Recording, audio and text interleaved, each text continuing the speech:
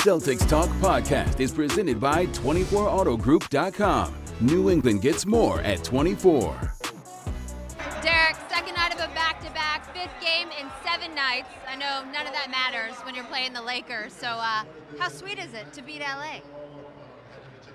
Obviously, it's special to be part of this rivalry, and so yeah, it's always great to beat them, and a lot going on, but gotta show up, gotta get wins. What's up, everybody? What's up? What's up, Abby? Hey, you finally got a win. Woohoo! Oh yeah, it wasn't just me. See? Can't blame me for everything. Well, I will. I think it's more the Lakers, and even shorthanded, they don't have a lot of excuses. That was a fairly lackluster first quarter for them. Celtics build a big early lead, steamroll to a 126-105. I'm looking over your shoulder at the scoreboard. Wait, time out. Win. What is this? Huh? What are we doing right now? We're doing the podcast. Welcome into the Celtics Talk podcast. People know when they click on it what they're listening to. You usually give an intro. I don't. I usually say, like, hey, what's up, everybody? Like, we're here for this Celtics is the win. Celtics Talk podcast. Celtics are rolling right now. Abby's here. She's chilling. After Sorry. losing every time we've been at the Garden, she finally delivered a win. You're just rubbing it in. Yes, I delivered a win against the Lakers. Beat LA. Did it feel like a Lakers game? It did not. It did pregame. There were a ton of people courtside milling about. There was a lot of energy. A lot of Lakers fans. A lot of Lakers fans. Or at least Laker shirt wearers. Laker adjacent Yeah, fans. like Luka, random. A lot of people shouting for Bronny late in the game. That's going to happen a lot of places, right? Why do they want Bronny so bad? Great question. I don't really understand. But he did miss the three he took that I saw, for the record. You were excited about the Bronny situation. There were text messages. So what are your takeaways? We want Bronny! And so, all right, the new format. Yes. You're supposed to bring a headline to the program. My headline is... I got one. Is this Celtics offense faux real?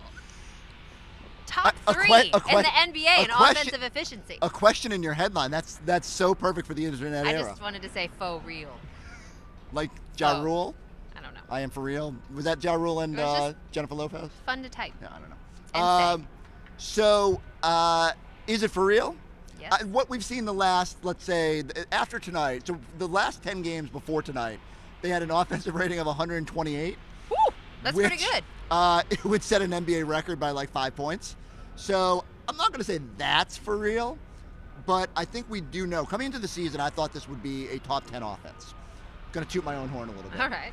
What made you say that? Because even without Jason Tatum and Kristaps Porzingis and Al Horford, you still have a team that has Jaylen Brown, Peyton Pritchard, Derek White, and a three-point happy offense that I felt would still be pretty efficient. Now, was I sweating that proclamation in the first 3 to 5 games of the season when the Celtics couldn't get out of their own way on a three-point shot? Peyton and Derek couldn't hit a three? Yes, I was. But I think you've started to see it, and this is partly due to the growth of the team and the young wings. But, I mean, Jaylen single-handedly is giving you a top 10 offense. I mean, the fact that they're third in the NBA, putting up crazy numbers, like their number right now is better than any point last year when they had all that talent. Oh, wow. I didn't realize that. Not quite yet at the level of the title team, but close. We're talking about offensive efficiency. Yes. They're doing it efficiently as well. But it all comes down to, that is really loud, they have been excellent in those with the offensive end, and I think there's a whole nother level they can go to. Like when Derek White is fully back, like how much back is Derek White? 85? You only think 60? 78%. Okay, all right, I'll give you that. In the 70s, that's fair. Yeah, like I feel he hit some threes today. He did. He's those pockets since Washington. And there was, Joe Mazzulla pointed out in his post-game press conference that a year ago, Derek was getting around 6 catch and shoots per game. To start this season off, it was hovering around 4.8. So really, while Derek maintains to us that the shots aren't that different, it's a little different enough to kind of throw you off your game just a little bit. You got to make an adjustment, and he has made those adjustments, and now shots are starting to fall. He's getting more comfortable in this role. Joe also pointed out recently that Derek is carrying a lot larger load defensively. For sure. Whether that's creating stocks, but also communication and making sure everyone is in the right spot and in the right place. And so Derek White has had to handle a lot. He's done it well, and I feel like he's starting to make those adjustments, and we're seeing the fruits of his labor. If those threes start overflowing, the offensive rating is going to be out of control. Denver is number 1 in the NBA, and they're a pretty good margin ahead of everybody. The Celtics were creeping up on the number 2 team, who I can't remember right now. But, like, there's got a chance, maybe it was New York, maybe they've got a chance to be the second best offense in the league by the end of the week. And that's impressive, the way that they're putting up big numbers. I mean, 148 points down in Washington, the big number tonight. Like, the efficiency has been amazing. And again, I go back to it, like, Peyton's had stretches where he hasn't shot the ball well. Like, but they have been, to your point, super efficient in terms of every night. Nemi and Jordan Walsh seem like they're shooting 85% from the floor. Jordan has missed one shot the last 3 games. Yeah. Kind of crazy. It's pretty crazy. The numbers that Jordan's putting up. And I mean, I know it feels like they miss bunnies all the time, but they're getting good shots. Yeah. Sometimes they just don't fall. Nemi misses, the occasional putback or whatever, but they, like, especially the efficiency around the rim. I'll have to look at that number. I would think it's probably a little skewed because, again, they're early in the season, they missed a lot of those. Feels like they're leveling off now, and the other night they were like 16 of 18 near the basket at one point early in the. All the games are blending together now, but maybe that Knicks game, and like that's insane for a Celtics team that everyone's just like, oh, they chuck threes and that's all they do. They also are not turning the ball over, which helps that tremendously. 100%. Makes your offense maximizing go. possessions. The most Joe Mazzulla thing about this team, winning the margins.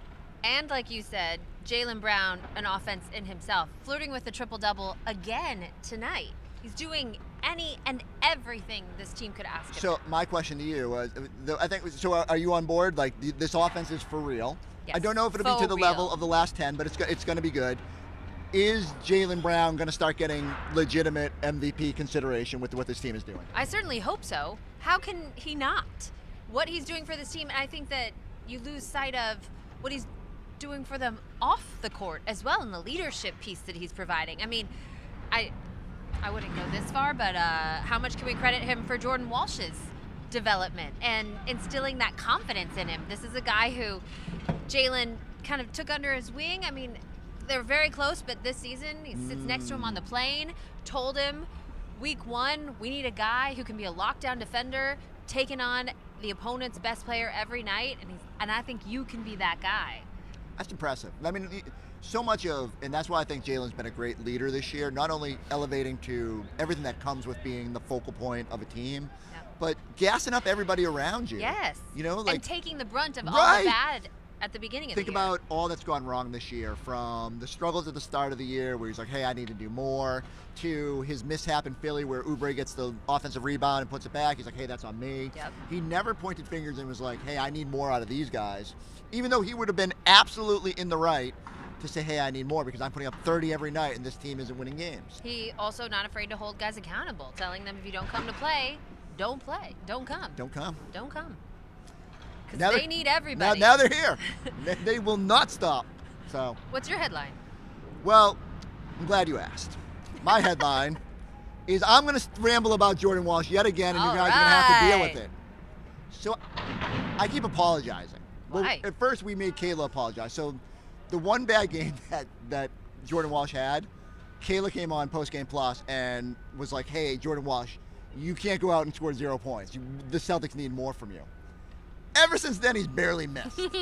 So on one hand, career highs night after night after on night. one hand, I want to scold her and be like, hey, that's asking a lot of Jordan Walsh, who's defending the best player every night, to be more involved in the offense. But I get your point. Like, everybody has their role to play. On the other hand, she might have unexpectedly spurred his best offensive basketball in forever. Because we have that kind of power. We do. So what we put out into the universe, nicknames, themes, whatever, people tend to latch on to. Postseason award campaigns. So let me tell you about the Jordan Walsh for All-Star campaign. No, really? No, I'm just kidding. Yes, you heard it here first. But would I be Bye, Tommy. Would I be crazy to Good say? night. You can't just be saying goodbye to people in the middle of a podcast. Tom's out. Bye, Giles. So would I be He's crazy? your best friend. You don't want to say goodbye? I always say goodbye to Giles. So if I said to you that Jordan Walsh was going to be in the most improved campaign. I like it, but I have a competing campaign for Nimi Shiketa. Yeah, I know. So I don't know. it runs counter to your agenda. Yes, yeah, my personal agenda. True. I love that you interviewed Nimi and you're like, well, did you say you're not going to bring it up, but then you kind of brought it up? I didn't ask you him. Didn't bring it up? I brought it up in my when you were saying, yeah. I mentioned it. I just said he's on board. Okay. I didn't want to put him in an awkward position yet. Well, look, everything they've put on Jordan Walsh's plate, he has responded well to and embraced. So I will go so far as to suggest it doesn't have to be most improved. It doesn't have to be any of these stupid awards. It could just be like, I think the rest of the league is looking up and going, wait, why are the Celtics playing so much better? And so much of it traces back to Jordan Walsh. I don't think there's a huge correlation between 9-2 in your last 11 games, and that's exactly when Jordan Walsh elevated to the starting lineup. There's a huge correlation between they were getting smoked on the glass every night, and in that first Washington meeting, Jordan Walsh comes in, all he does is try to rebound, and ever since then, him, Minot, whoever's on the floor, especially when they go small, has found a way to impact the rebounding. And so all the areas that they were lacking, they've shored up a little bit. And I just go back to it. At some point, I'll stop being, oh my God, I can't believe Jordan Walsh is doing this. Right. But right now, every night, Abigail, I sit there and say, oh my God, Jordan Walsh is doing it again. The definition of consistency, which is what this Celtics team is looking for. Desperately. And so far, in this 4-game stretch, they've brought it. And I think that's a huge thing for them. So roll it back. Jordan Walsh coming into year 3, there was a whole lot of talk, especially in the preseason, about make or break year, even though he's only 21. Well, the preseason didn't look great, though, either. And Summer League was, he got ejected from a game, even though I thought that was a kind of a cool moment. And I think endeared him to Joe He was trying to carry a little more offense. Brad played bad cop, was like, hey, don't get ejected. Joe was like, cool. And but I would be lying if I said Jordan Walsh is going to come in and kick down the playing time door and be one of your, would it be outrageous to say he's one of your 3-4 best players this year? Oh, wow. 3-4? Like, we got Jaylen, Peyton, Derek. I mean, Nemi's been really good with the on-off stuff. I would say he's at least top in this, 5 in starter. this stretch. He's a starter. It's a That's start. not a stretch. I just want to push him even higher.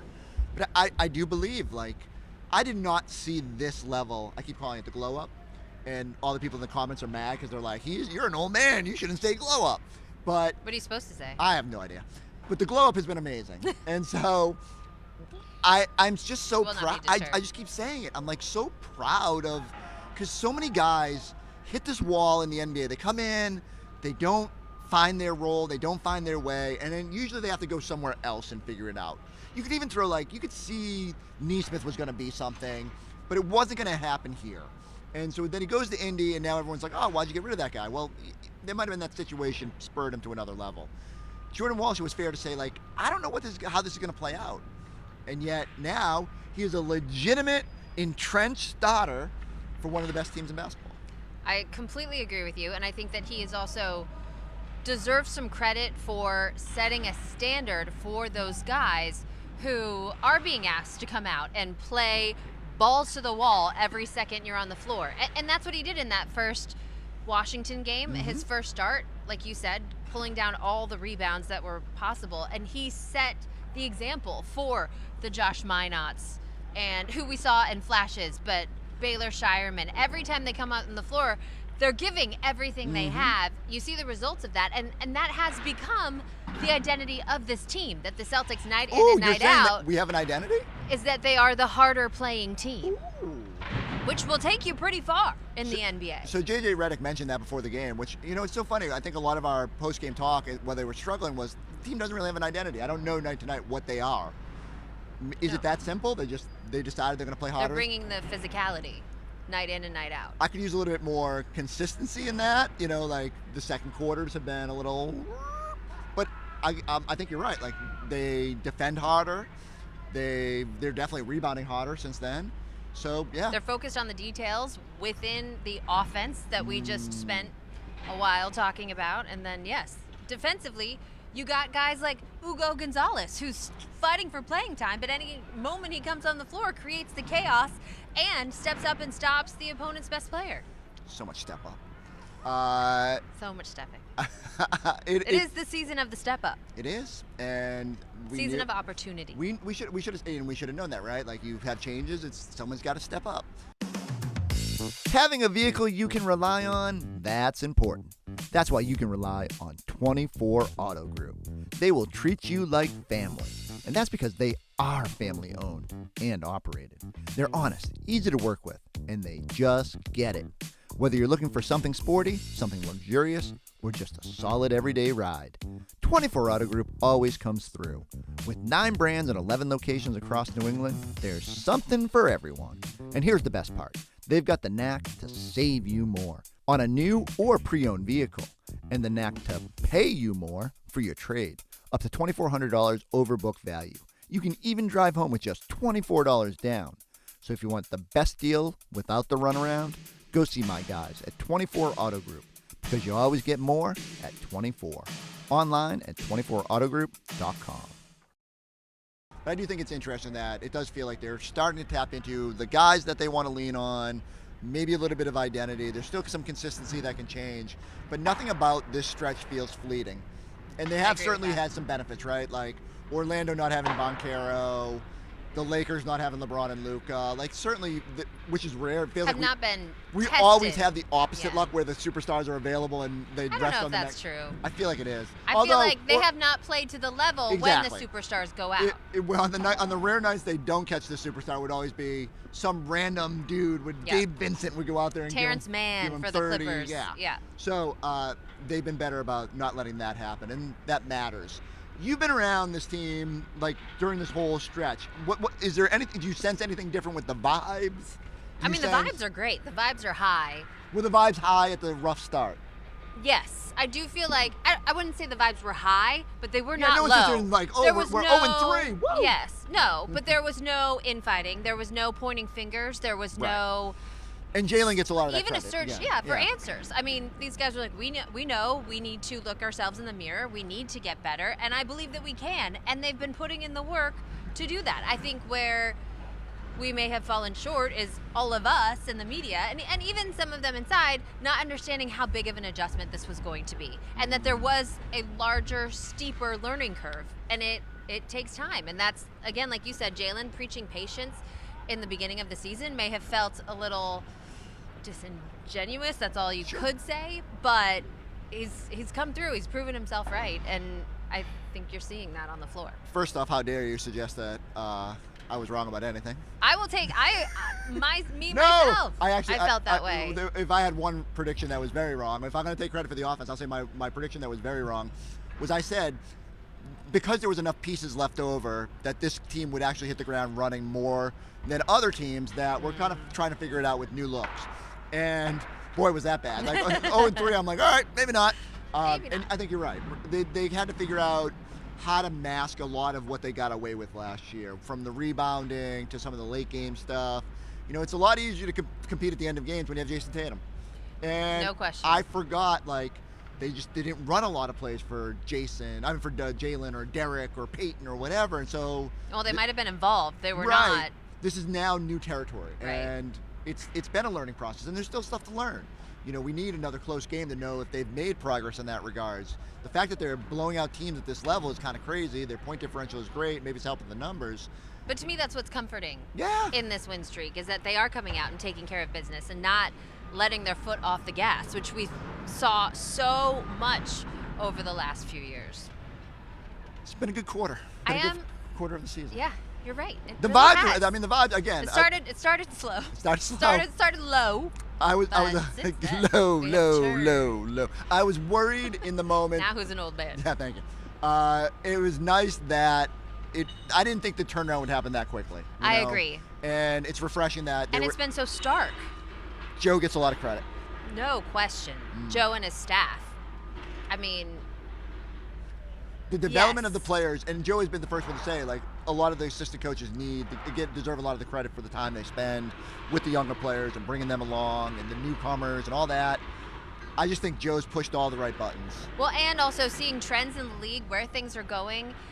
Joe was talking about shot margin all of last season, and now it's all you hear when people are talking about the NBA and coaches, and also maximizing for the roster that you have, making the right tweaks, making the right changes, and then, like you said, pushing the right buttons for each guy to maximize this team.